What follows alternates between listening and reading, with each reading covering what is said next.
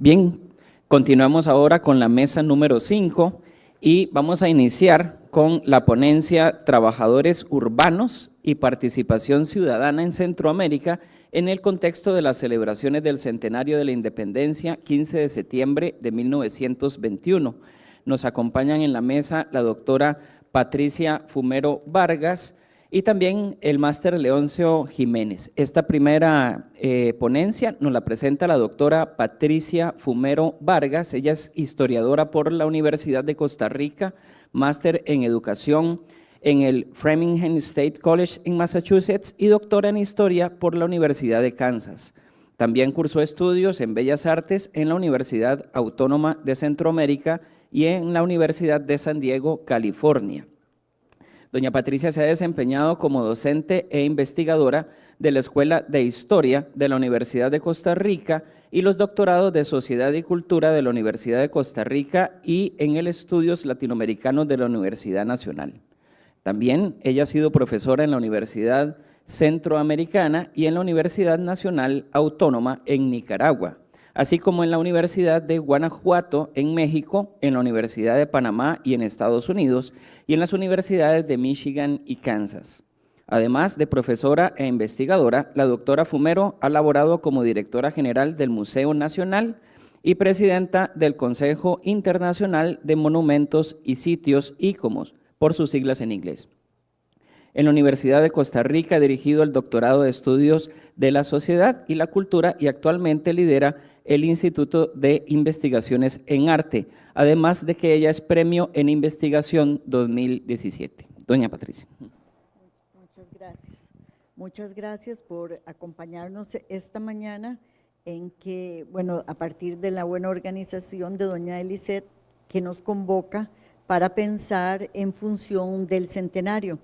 En mi caso voy a presentar más bien de la celebración del centenario de la independencia en 1921, la participación de los trabajadores urbanos en el contexto de las celebraciones del centenario y tal vez nos puede dar luces algunas de las preguntas que se hicieron anteriormente. Las celebraciones del centenario de la independencia de Centroamérica, al cumplirse un siglo de vida independiente el 15 de septiembre de 1921, permiten reevaluar varios aspectos en la región. Uno de ellos fue el concepto mismo de federación y segundo, la búsqueda de los trabajadores para reconstruir la política regional al renegociar acuerdos políticos y sociales. Con este objetivo en mente, las élites políticas se reunieron en la ciudad de San José de Costa Rica entre diciembre de 1920 y enero de 1921 en lo que se llamó la Conferencia de San José o Pacto de San José. En el marco del llamado unionismo oficial, los delegados discutieron la necesidad de emprender esfuerzos conjuntos en áreas como el comercio, la educación y la política. Asimismo, acordaron oficial y conjuntamente la forma en que se celebraría el centenario de la independencia de Centroamérica en la ciudad de Guatemala el 15 de septiembre del 21. Al mismo tiempo, también se decidió que se efectuaría una reunión del Consejo Federal con el objetivo de crear una nueva constitución que se presentaría al Istmo ese mismo día. La reunión se efectuaría en la ciudad de Tegucigalpa, Honduras. Las celebraciones del centenario de la independencia cautivaron al Istmo por más de 3 semanas en septiembre de ese año. Los habitantes participaron en diversas formas, ya fuera como protagonistas o espectadores o en las múltiples formas en que se representó la nación, la nacionalidad y la independencia. Asimismo, el unionismo, al ser el sentimiento en boga, por lo que cada uno de los países intentó, al menos en ese año, promover la identidad centroamericana con el objetivo de crear un sentido de identidad política regional. El comité organizado para la celebración planeó la participación ciudadana en diversos niveles, en bailes, recepciones, juegos atléticos, exhibiciones, publicaciones de libros, conferencias y en congresos. Entre los congresos organizados están los siguientes: el Congreso Centroamericano de Trabajadores, el Congreso Panamericano de Estudiantes, el de Unionistas y el de la Cámara de Comercio. la relativa apertura democrática en Centroamérica fomentó la participación ciudadana, en especial de estudiantes, trabajadores y unionistas, luego del derrocamiento del dictador Manuel Estrada Cabrera en Guatemala. Esta ponencia se centra en el segundo Congreso Centroamericano de Trabajadores realizado en el marco de las conmemoraciones del centenario, en específico en la forma en que las organizaciones obreras urbanas lograron, pese a los años de conflicto y represión, incluir sus demandas y preocupaciones en la Constitución Federal de Centroamérica de Tegucigalpa en 1921. Tales demandas encontraron años más tarde su camino en leyes y constituciones de cada uno de los países de la región. Así se estudia la forma en que, en el contexto de las celebraciones del centenario, los obreros elevaron a la esfera pública sus demandas e identidades, lo cual propició la integración de algunas de ellas en la esfera institucional política. Además, la discusión que se realizara durante el segundo Congreso de Trabajadores muestra el interés de los obreros en examinar los problemas sociales existentes.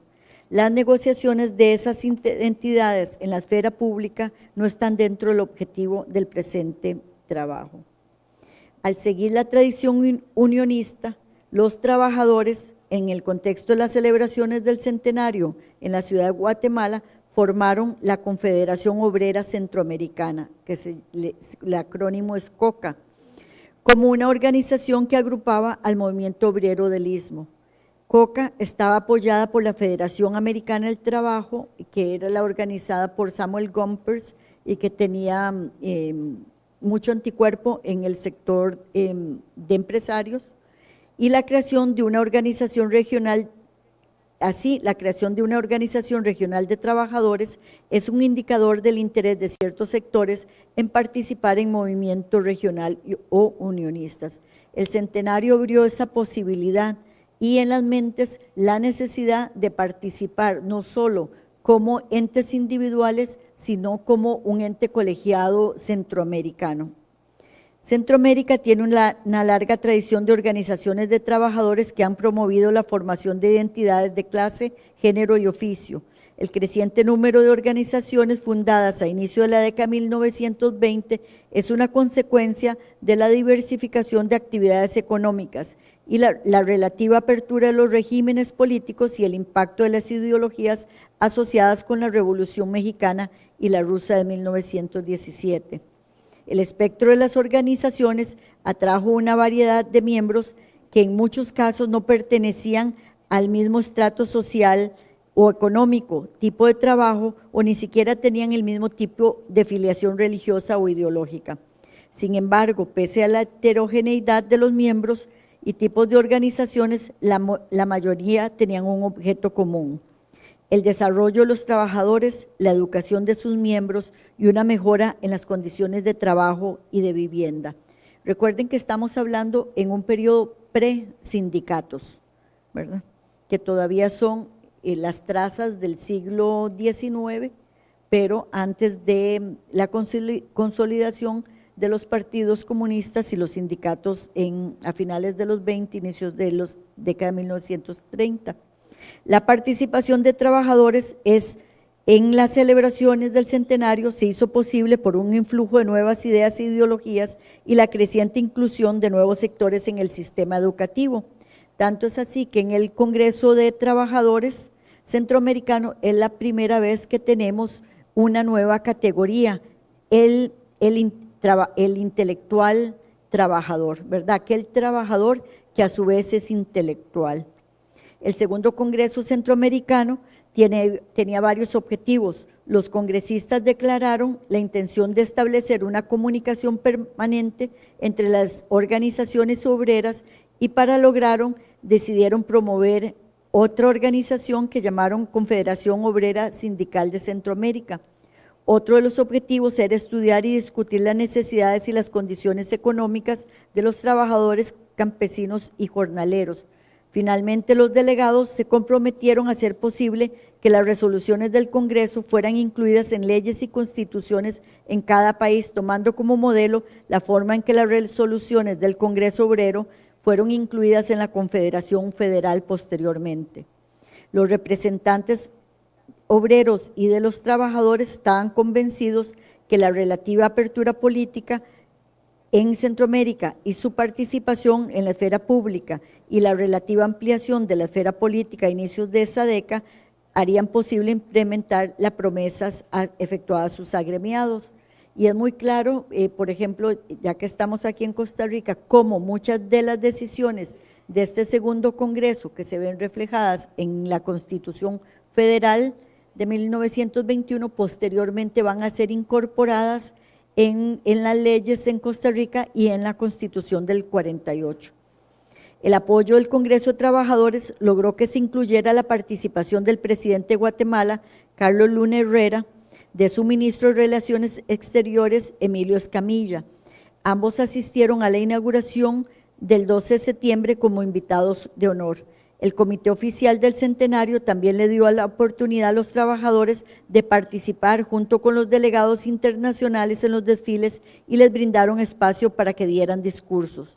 La conferencia transcurrió como se esperaba y los trabajadores dejaron registro de sus discusiones en informes y memorias, las cuales serían compartidas y entregadas a los miembros de las organizaciones que representaban. Otras fueron enviadas a diversas organizaciones obreras de la región para ser discutidas por sus miembros. El análisis de dicha documentación revela un lenguaje que muestra una radicalización. Por ejemplo, dicho giro se encuentra en los eslóganes utilizados en los membretes de la papelería y siguiendo la tendencia estoica de las organizaciones asociadas al cominternismo internacional, se habló contra los vicios y se buscó el establecimiento del Estado seco. Durante el Congreso, los trabajadores discutieron sobre sindicalismo, conciencia de clase y proletarización, lo cual muestra un alto grado de entendimiento de la forma en que se organizaba y funcionaba la sociedad, la economía y la política. A su vez, la participación en conferencias públicas dictadas por estos intelectuales trabajadores muestra una comprensión sofisticada de los procesos de creación de públicos participatorios ante el alto índice de analfabetismo en Guatemala y entre las clases trabajadoras. Es por ello que resulta clave el discurso para poder comprender y analizar la situación que experimentaba dicho sector. De tal forma, las conferencias eran dictadas por intelectuales trabajadores, más discutidas por el gremio, generando una sensación de democratización. Durante los días del Congreso, los trabajadores discutieron sobre temas que pudieron ayudar a solidificar sus intereses. Además, argumentaron sobre la problemática de los trabajadores que provenían fuera del Istmo, aquellos migrantes de fuera de la región, porque ellos estaban de acuerdo en la migración interna en la región, digamos, nicaragüenses que venían aquí, costarricenses que siempre transitaban a San Pedro Sula, más les preocupaba la migración de fuera del Istmo, También discutieron la educación sobre las mujeres, la maternidad y en especial el trabajo infantil. Así, en la propuesta enviada por la Sociedad de Carpinteros y Ebanistas de San José, el obrero firmante como representante de la misma, Alberto Cortés, exigía, entre otras cosas, que se efectuara una, y cito, reglamentación de trabajo para mujeres y niños, la edad en que deben empezar a trabajar, y decía que el jornal de las mujeres que siendo su desempeño igual al de los hombres, deben cobrar jornal igual, siendo para librarlas tanto a ellas como a los niños de la explotación patronal. Cierro la cita. Pese a ello, solamente una mujer de San Pedro Sula, María Ernestina Mejía, asistió al Congreso. Mejía fue electa como prosecretaria, lo cual reproduce las relaciones de género. Sin embargo, a su vez, la participación de Mejía muestra un relativo avance en la participación política de las mujeres. El Congreso finalizó el 18 de septiembre del 21, cuando los trabajadores enviaron el documento al Congreso Federal que se reunía en Tegucigalpa. Ellos llegaron a varios acuerdos. Al creer firmemente en un gobierno federal e intentando garantizarse un espacio institucionalizado, convocaron a la tercera Conferencia de Trabajadores Centroamericanos para septiembre de 1922. La primera conferencia fue convocada para el centenario del Grito de la Independencia en El Salvador de 1911, donde igual los obreros de la región se reunieron en San Salvador y procuraron unos acuerdos. La segunda sería esta. El acuerdo final demandaba respeto y la incorporación de todos los acuerdos y resoluciones al sistema jurídico de cada nación representada. De esta manera, los trabajadores se esforzaron por la institucionalización y reconocimiento oficial de sus acuerdos a través de la elevación de sus preocupaciones e identidades en la esfera pública, mostrando una comprensión sofisticada del poder del discurso y la conciencia social. El proceso de cambio en la organización social y en la esfera pública promovió la participación de los sectores subalternos. En el caso de los trabajadores, que se dieron a la tarea de discutir públicamente sus preocupaciones e identidades y quienes intentaron cambiar el sistema para convertirlo en uno más democrático. Los trabajadores ampliaron los conceptos de lo político y la democracia a través de la promoción del debate público, la discusión y las negociaciones del bien común, la introducción de prácticas políticas alternativas y el desafío a la cultura política del periodo, en especial al buscar la forma de institucionalizar sus demandas. A través de su discurso, trabajadores, feministas y otros grupos de interés politizaron aún más la sociedad centroamericana del periodo. La influencia del positivismo liberal, del socialismo y del anarquismo están presentes en el lenguaje y en lo propuesto en las minutas del Congreso. Estas escuelas de pensamiento reflejan los objetivos de las asociaciones de los trabajadores. Por ejemplo, vieron la educación como clave para su progreso y para la movilidad social. Asimismo, establecieron su preocupación por el futuro de crear mutuales y fondos de ahorro. Sobre todo, las minutas reflejan el interés de moldear su identidad de clase. De tal forma, la creación de la identidad de los trabajadores conlleva a la moralización, al refinamiento de las costumbres y una ética de trabajo que estaba acorde con el entendimiento de la modernidad de las élites. La sociedad centroamericana en general y los trabajadores en específico sabían el valor simbólico del Día de la Independencia y lo utilizaron para discutir, presentar y negociar sus intereses. Los trabajadores sabían que la independencia significaba más que la soberanía nacional y la separación de España y procuraron reformular los conceptos de ciudadanía y cultura política. Cerramos con el pensamiento del intelectual, periodista y líder obrero nicaragüense Sofonías Salvatierra, quien explica la importancia de la fecha de escribir y transcribo. El 15 de septiembre, que tiene para nuestro obrero una significación actual y profunda, como el que le recuerda su transición de siervo a ciudadano. Las consecuencias de la libertad que se originan de aquellas fechas gloriosísimas no son realmente para el político gubernamental, continuador del encomendero colonial, sino para el obrero, que es el heredero social de la encomienda servil. Muchas gracias.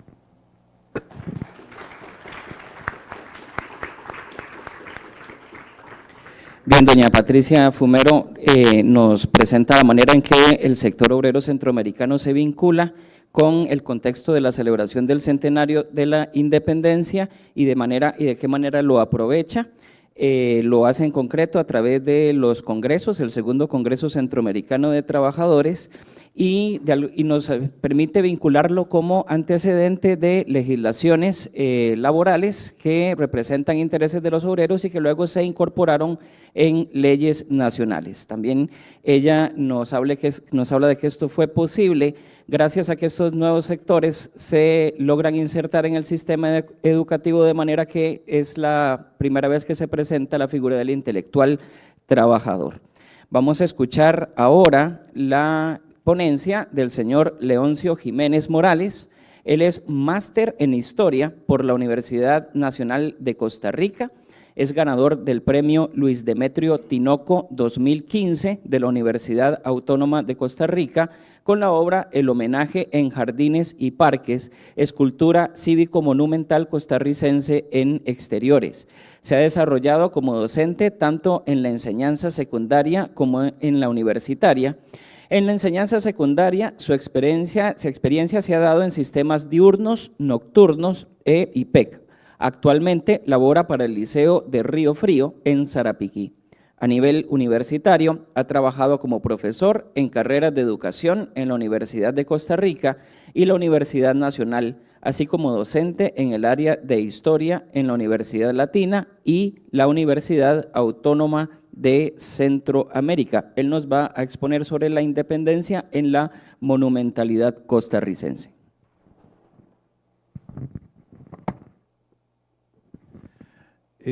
Buenos días. Bueno, claro, me voy a estar moviendo en el limitado espacio que me han asignado para que se vea y se oiga bien. Vamos a aclarar un poco sobre el tema. Cuando uno ve este tema se ve un poco pesado, digamos, si se puso la referencia, porque podría entenderse mal. Y voy conforme vamos avanzando, a ver algunos elementos.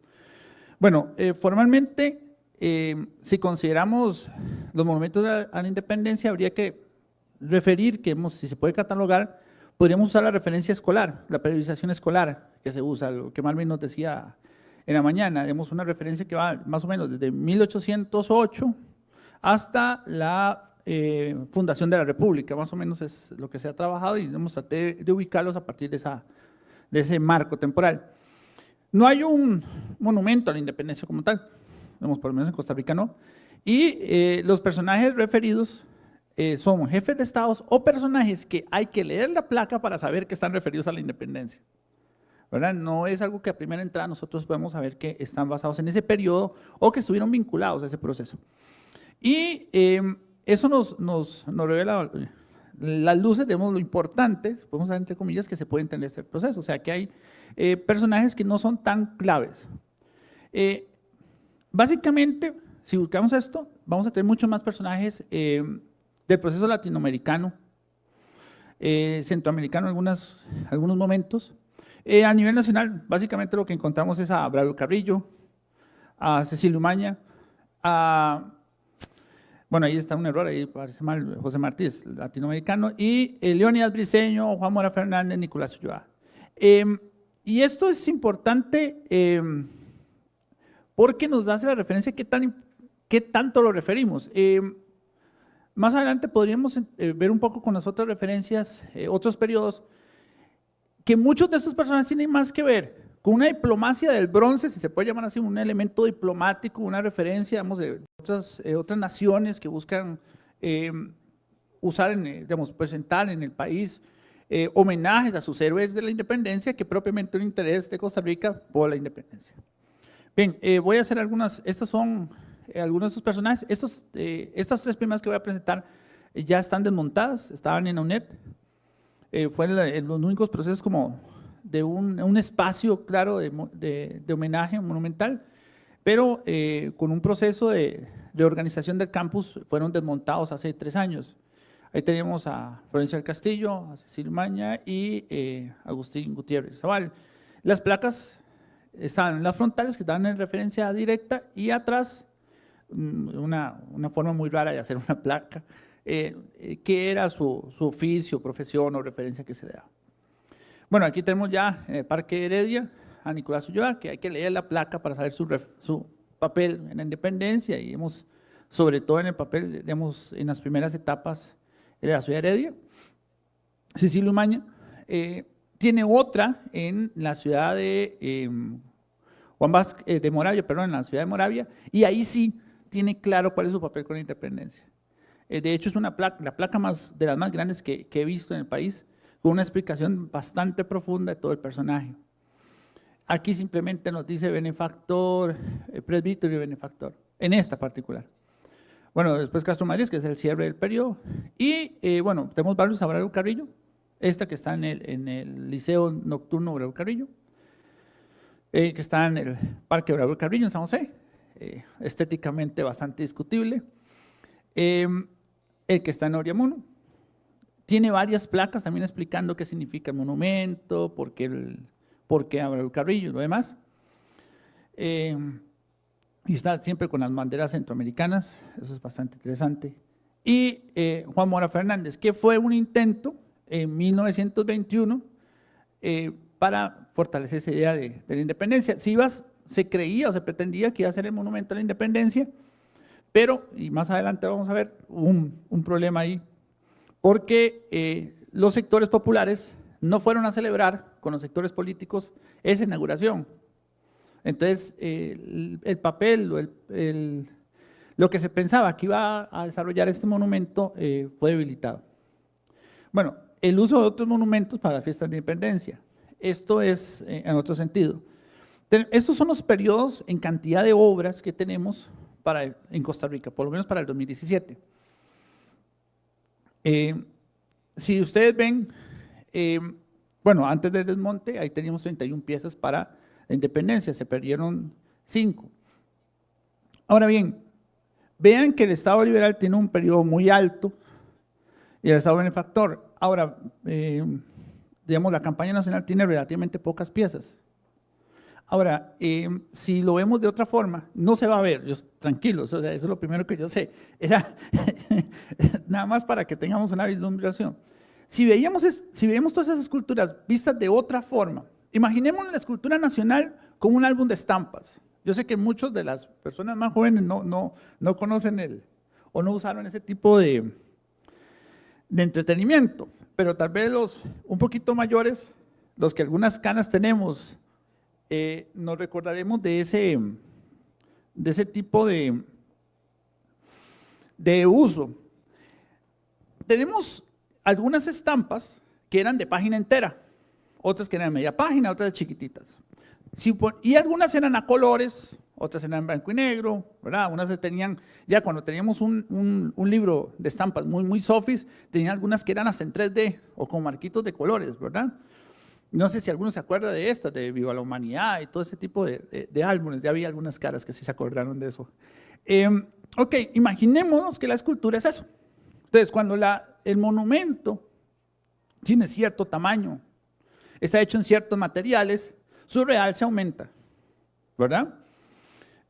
Cuando está localizado en ciertos lugares también aumenta. El cuadro lo que trataba era ubicar, bajo la lógica, primero el material y después de tamaño, qué tan grande en ese álbum de estampas podía ser ese monumento, ¿verdad? Y lo ubicamos en el número de páginas que podía cubrir. Si tenemos un monumento de más de 4 metros, en bronce, con piedra tallada, entonces estamos en un monumento sumamente caro y por tanto era un monumento muy visible. Pero si teníamos un monumento hecho en fibra de vidrio o en cemento, con un pedestal en concreto chorreado y el monumento en sí mismo no es mayor a 1,60 m y no teníamos ni un cuarto de página, ¿verdad? Es más o menos esa representación. Cuando vemos el cuadro ya montado, lo que nos damos cuenta es que esas pocas esculturas de la campaña nacional, de la guerra centroamericana, se convierten en un montón de páginas. Y esa cantidad de monumentos que eran del periodo liberal se vuelven en poquitas páginas. Porque todos son bustitos chiquititos, cosas bastante, digamos, se llegaba al tema por repetición, por bulto. Pero un tema como la campaña nacional o la conquista tenía piezas muy grandes. Y esto es importante porque ya nos cambia un poco la perspectiva de cómo estamos viendo el asunto. La independencia también tenía ese problema. Eran piezas mayoritariamente pequeñas. Solo tenía 2 piezas en estatua, que la que ya vimos, 3, las 2 de Bravo Carrillo y las de Juan Mora Fernández. Entonces, teniendo eso en mente, nos podemos dar cómo el tema o los ciertos temas se vuelven más prioritarios usando la lógica bimodal de lectura de la escultura. Ahora vamos cambiando un poco. El 15 de septiembre, ya como independencia, como fiesta, como celebración, ¿cuándo se usa para inaugurar monumentos? ¿Verdad? Uno podría decir que todos estos de los personajes de la independencia se inauguran el 15 de septiembre, y no es cierto. Entonces, esto nada más es un recuento rápido. Tenemos el monumento a Juan Santamaría. Aquí nada más es un momento en que uso estas nada más como referencia, digamos, de que se cita la inauguración. Tenemos el monumento a Mora, tanto la placa como el monumento funerario, 15 de septiembre. La inauguración del Mauro Fernández, ¿verdad? Que ese sí fue a todo dar, para su momento era sumamente complejo, un monumento muy grande. De los pocos monumentos destruidos, digamos, por razones políticas y claramente establecidas por movimientos populares. Después tenemos el monumento a Julia Costa. Y tenemos propuestas de monumentos. Y una propuesta que nace en el 63 es un monumento a la independencia. Pero un monumento, de hecho, 6 meses después hay una carta importante que se hace en la República diciendo que por qué el monumento no se va a construir, no tiene sentido. Y ya casi que inmediato vamos a verlo. Hay otras propuestas que también se usa el 15 de septiembre, digamos, en los actos públicos para decir que es digno hacer algunos monumentos, que igual solo quedan en propuestas. Como ustedes pueden ver, propiamente a la independencia, en el día de la independencia no se inauguran monumentos, ¿verdad? Ahora, ¿cuáles son los monumentos referidos en la fiesta de la independencia? Esto simplemente es unas cuantas. Bueno, tenemos aquí cuando se hace el centenario de Mora, que se va a inaugurar el monumento que vemos aquí abajo, a la par, el monumento nacional. Aquí está ya un acercamiento. Tenemos también, digamos, igual, 15 de septiembre, referencia a Juan Santamaría y su lucha por la libertad. Bueno, aquí la página se me cortó, entonces fue un poco complicado. Para el 15 de septiembre de 1921, tenemos páginas también referidas, aquí está el monumento nacional. Entonces eran páginas con las ilustraciones de todo el país y referido al monumento nacional de Juan Santamaría, perdón. Aquí tenemos otra vez la referencia a Juan Santamaría en el 28 a el 15 de septiembre. Venlo aquí, otra vez. Ya como una ilustración más propia de lo que se va a ver en un sello, que en esa época va a surgir un sello postal, también con ese tipo de litografía. Creo que es bastante claro, vemos cómo se va usando repetidamente. Aquí es que se va a usar un monumento a Maceo, al Parque Maceo, después el monumento a Maceo. Exactamente para ese tipo de referencias, pero esto es muy propio propiamente de Nicoya. Otra vez volvemos al monumento nacional. Aquí hay sin imagen, una lectura de cómo es que se entiende monumento nacional, vamos para la independencia. Esta que me parece interesantísima, en Eco Católico, hasta con el título, ¿verdad? Costa Rica no tiene una auténtica independencia. Y se le dedican 6 páginas interiores a toda una reflexión a la independencia en 1970. Después otra lectura, vamos al Monumento Nacional. La reproducción del famoso discurso de García Monge ante el monumento. Después, esto es uno de los usos, aunque no son en la fecha de independencia, al monumento nacional específicamente como monumento de independencia. Ya vieron que ese fue como el más usado. No traté de saturar aquí con ilustraciones. Cuando se crea parte de Francia, el diplomático de Francia llega primero al monumento nacional, hace una ofrenda floral, habla de la independencia, el legado de la Revolución Francesa y de la independencia de las naciones latinoamericanas, y usa el monumento nacional como monumento de la independencia, ¿verdad? Y lo refiere así en el texto. Va a pasar lo mismo con el monumento de México. Digamos, el monumento que está a Miguel Hidalgo Costilla en el Parque Nacional, entonces, por una facilidad de uso, ¿verdad? Pero en el discurso también se vuelve a usar como esa referencia de que si Hidalgo representa el inicio de la independencia, el monumento nacional de la independencia de Costa Rica. Bueno, básicamente lo que vemos es que en ese libro de historia, hay una concordancia donde es más importante, más usado, como independencia, los monumentos de la campaña, que los monumentos referidos a la independencia como tal, ¿verdad? Sobre todo en el uso que se hace. Aquí lo hice con periódicos y para la fecha del 15 de septiembre, pero en estampillas, en billetes, en libros escolares, es muy evidente y hay investigaciones al respecto. Y esto nos pone también en relieve cuando tenemos que discutirlo, pongo una mención, cuando vemos lo mismo de la Costa Rica blanca y mestiza, vemos que se va a ver también con los monumentos, cuando vemos el 12 de octubre y los monumentos a conquistadores y a líderes indígenas, nos pasa un fenómeno muy parecido, ¿verdad? Donde hay un texto paralelo de uso de los medios de comunicación o de uso de las imágenes de esos monumentos para este tema. Muchas gracias por su atención.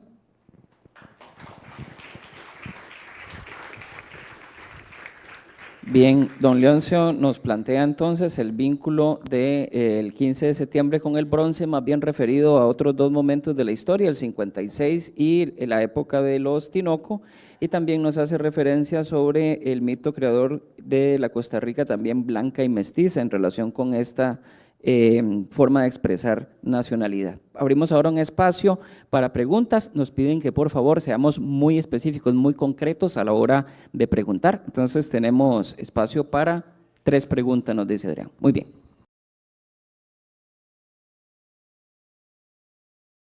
Muy breve, a mí me llama la atención el contraste entre la celebración del centenario y ahora lo que se proyecta para el bicentenario. Y me parece interesante que el unionismo esté presente en la celebración del centenario. Y también ese naciente, bueno, que en realidad son organizaciones gremiales, ¿verdad?, de la clase trabajadora, de la clase obrera que están presentes. O sea, el contraste no puede ser más evidente. Por eso yo la pregunta que le hacía a Eliseth es ¿cómo se va a articular esto? En aquel tiempo se articuló a través de una reflexión sobre la federación y ahora no está presente eso. Yo sé, a mí me parece que el unionismo como visión está muerto, ¿verdad? Entonces habría que ver, examinar un poco más este contraste. Muchas gracias. Sí, muchas gracias. Patricia quería preguntar, lo tengo anotado en otro lado, respecto a tu fuente, me llama la atención, por ejemplo, hablabas de, perdón, aquí ya se me fue en la agenda, disculpen, los periódicos que usaste, perdón, y las minutas de Congreso, me llama la atención dónde las conseguiste, etcétera.